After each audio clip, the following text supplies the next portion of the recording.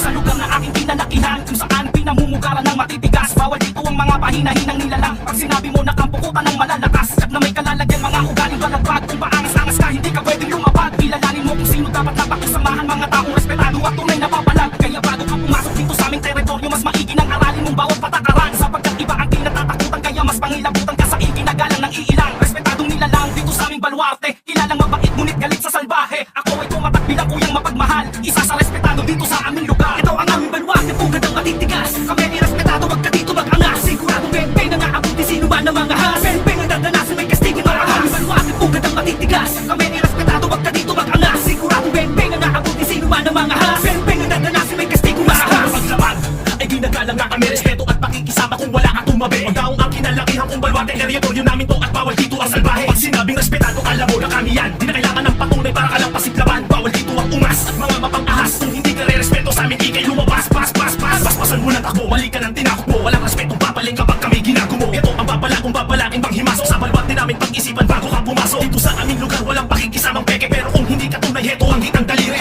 Pipit ko ang bandera ng mga respetado, bawat kanto ginagalaw mula sa lupa.